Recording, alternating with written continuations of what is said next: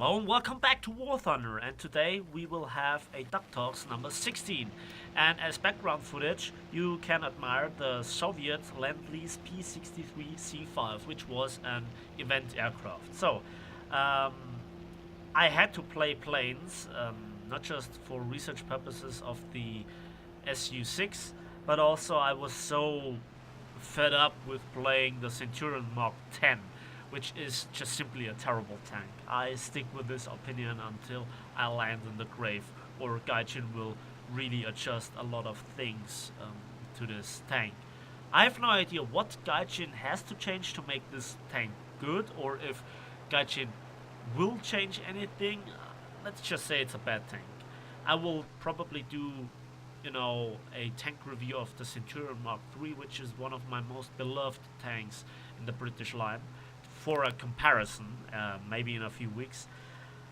Yeah, it's been a while since the last Duck Talks where I talked about my visit on the Hahnweide, and I showed a lot of footage. And today I just want to give you a full battle in the P-63C5 because Gaijin has improved a few things. For example, the looks of tracers, not just 50 cals but all tracers, the flames when planes burn or tanks burn, and also the explosion for high caliber shells look really good right now, which you might admire in a few moments. Now, one thing I forgot about the Centurion Mark 10 in the tank review is that it's a two-layered armor plating. So basically, I screwed that up. Normally, I want to point such things out, but below this 44mm top plating, there is another 76mm plating. But overall, it doesn't change anything because in battles, you get shot through it anyways, most of the time. Then, yeah, I'm done with the spading of the Centurion Mark 10, and I don't think I will touch it anytime soon again. But then, let's focus on two tech tree discussions. First of all, not just the Japanese tanks, which is a big topic, I guess, and people are really uh, anticipating them, and they think that they will be great and so on. Yeah, let's calm down. We will focus on this in a moment. But before that, let's talk about the Italian tech tree. Now, Gaijin has numerous times confirmed that Italy will see their own tech tree, and I think there are a lot of pros and a lot of cons for it to see a separate Italian tech tree. I'm talking about just the Italian tech tree. Why? Well, at the moment we have a few Italian planes, namely some medium bombers, the SM-79s, and also some fighters, amongst them the famous MC-202, some MC-200s, the G50 series, and yeah, two biplanes, the CR-42, yeah, and its premium version basically. And I'm not sure if when Italy gets their separate tech tree, they get removed from the German tech tree or they stay there. I don't know, but nevertheless, the real problem is that I have no idea how Italy should receive a complete and full scale tank tech tree, especially at tier 3 and tier 4. I see numerous possibilities for a lot of gaps, so to speak. Like, they have no equivalent to the firepower of the Germans and the Russians, from what I know. And also, well, that was one spark.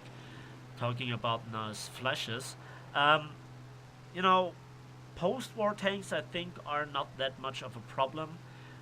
But for planes, I'm not sure, if Italy can compete in any way, shape, or form with the German tech tree in terms of bombers and fighters, attackers, and so on throughout all the tiers. Yeah, you could be wrong, but the main argument would be ships. Now, at the moment, we have not even seen the closed beta of ships, where we just have patrol boats and torpedo boats and gunboats, which we will test out. By the way, stop the ranting and salt spreading. Just let's have a go at it and let's see how it will go. But the problem that I have is when eventually Gaijin will find a way for implementing big ships, not by mechanical wise, okay, but more, how to say it, gameplay wise, that the battles take not like 3 hours. I mean, yes, sometimes we want such long battles, but how to keep the action high, how not make people bored and still make it balanced, that's kind of a challenge in my opinion, while keeping the realism. We don't want to copy World of Warships. World of Warships is good at what they are doing, but the realism is practically cut out. And when we eventually will have bigger ships, battleships, cruisers, battle cruisers, and of course destroyers, Germany lacks the versatility, the amount of designs. What did Germany have in the Second World War were two full-scale battleships, the Tirpitz and the Bismarck, both being part of the Bismarck class. Then, yeah, we saw the Scharnhorst and Gneisenau, being ships of their own class, and that's one other class, But how can you fill the entirety of a tech tree with two battleships designed just in the battleship compartment? How will it work out for the Russians?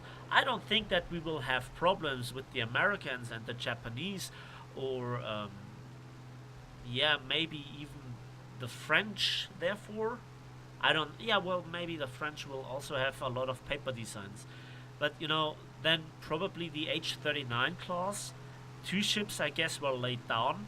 One was laid down, and parts for the other one were also already manufactured. But that's not enough, and so Italy also had a few battleships and a lot of cruisers as designs, as their own classes.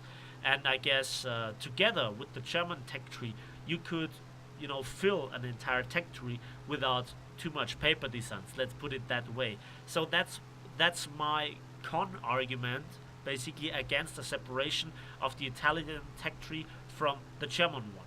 But we will see how Gaijin will do it. Maybe they come up with something really fine, and if they come up with this, being able to solve this problem that I just mentioned, I'm fine with it. But at the moment, I don't see a solution for that. So this is why I think the separation is not such a good idea.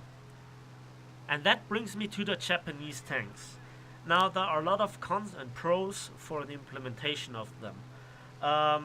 Many miles away, a YouTuber that I also know, did a 40-minute video talking about the Japanese tanks, from a possible tech tree that was released by a community member.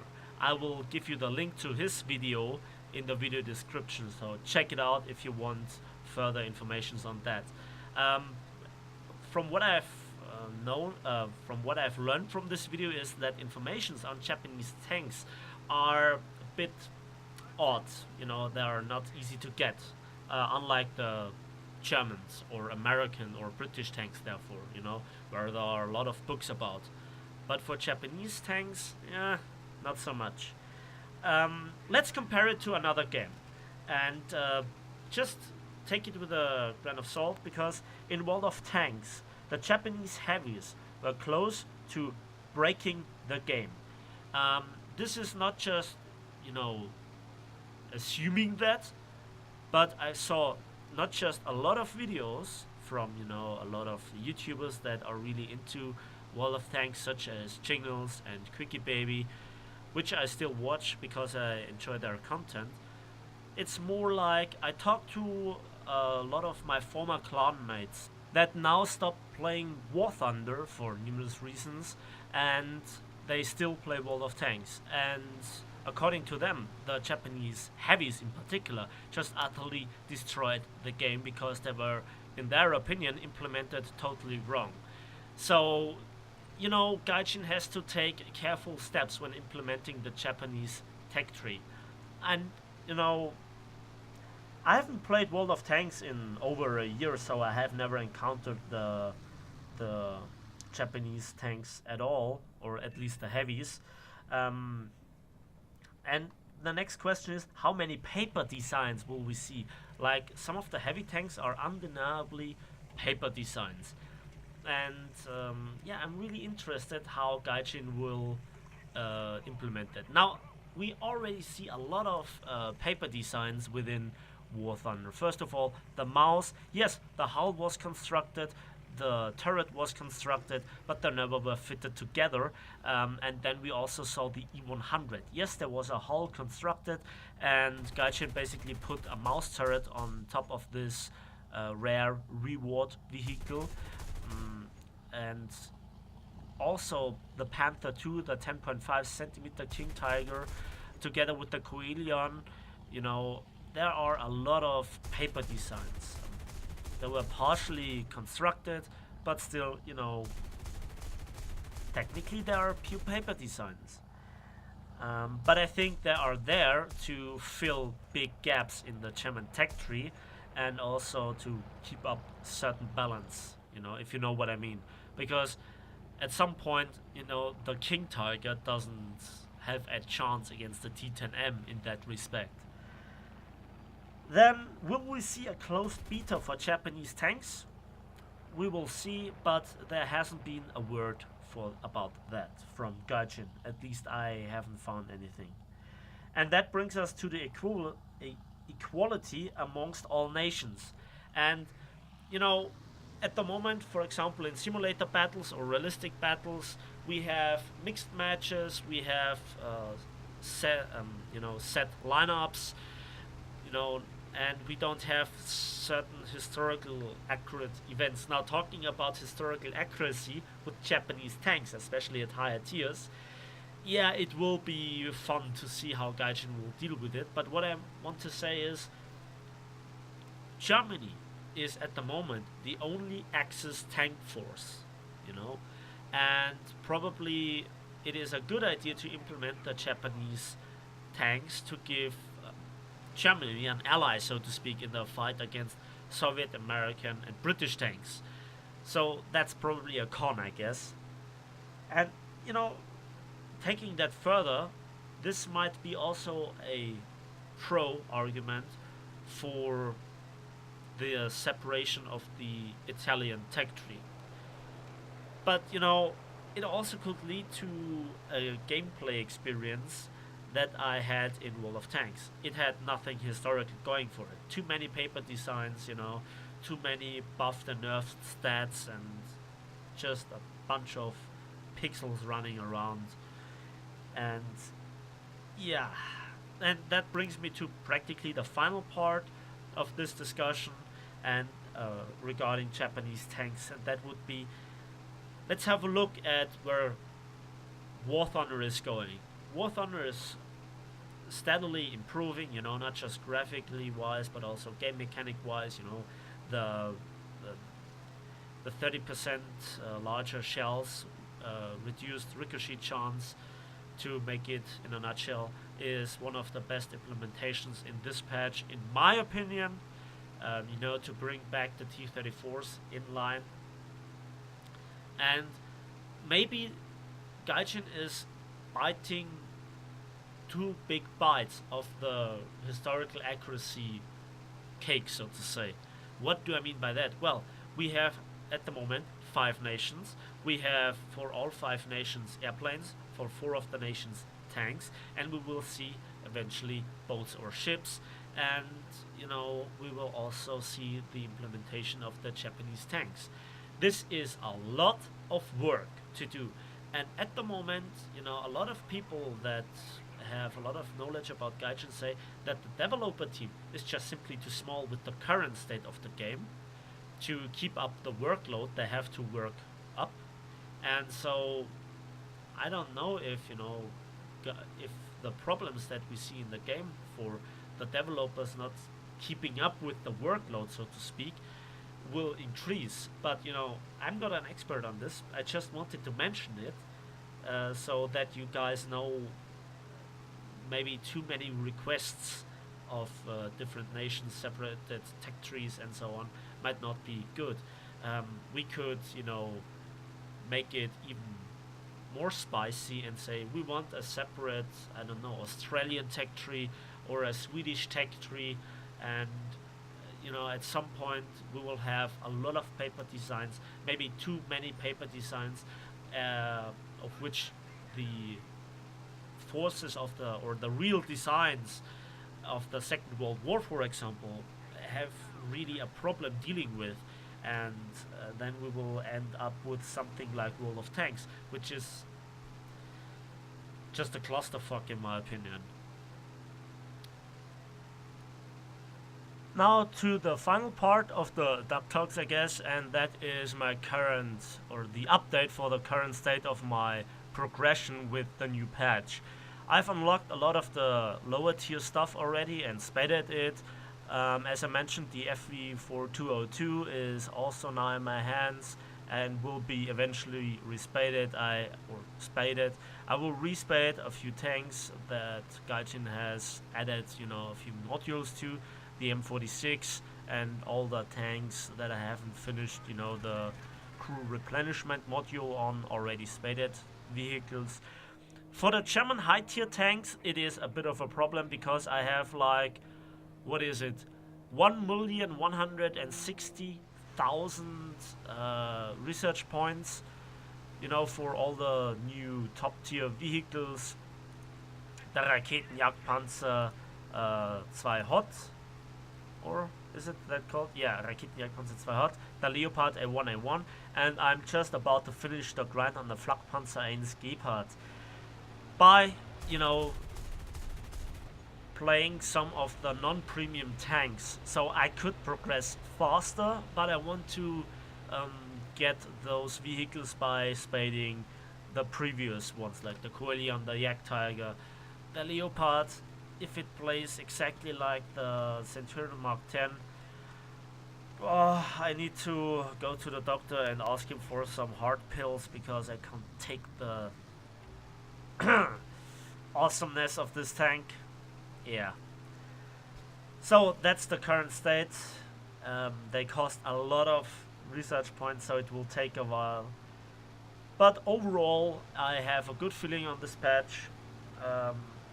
And that's basically it with today's Duck Talk. I hope you enjoyed it, and let's see how this battle is going.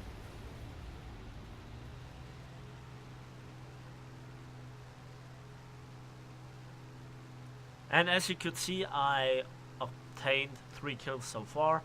The P63 C5 is really good. I think its overall performance is better than what the 4.0 battle rating says. It could really easily perform at 5.0.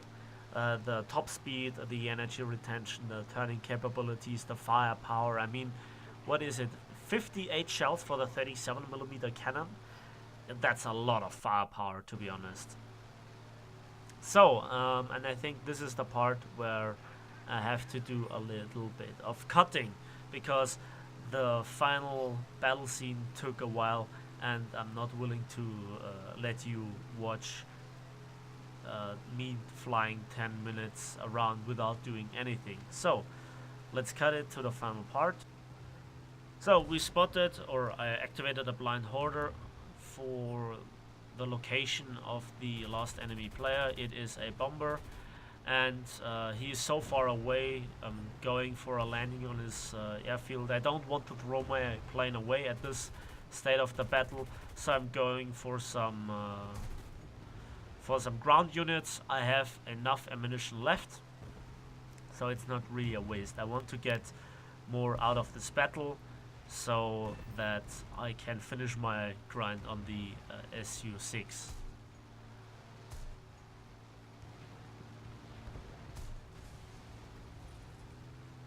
Yeah, the explosions are really better in this patch, especially how the 37 looks. when it blows up some vehicles. It's really nice. And at this point of the battle, you're doing nothing wrong when you have so much ammunition left. We have 900 rounds for 450 cals. The 37 is really slow velocity, but when it hits hard home. It hits home hard. Forgot to speak English there for a moment. Sorry about that. The blind hunt has switched to the LA5 pilot. And now I thought it would be fine to have a look at the enemy airfield, but I was not quite sure. Uh, he was just landing, so I guess it would have taken a while for him to get up again. And then the triple A. The normal triple A hits me hard and rips a big hole into my fuel tanks. And while the engine and the plane overall is not really damaged, I have to fly home, which is a real bummer at this moment. And you can see how aggressive this triple A here is. I took down 2 of the 3 that were shooting at me. And I actually tried to go home. And yeah, there is actually nothing left to say. And I guess the last Japanese pilot bailed out. So we're about to win.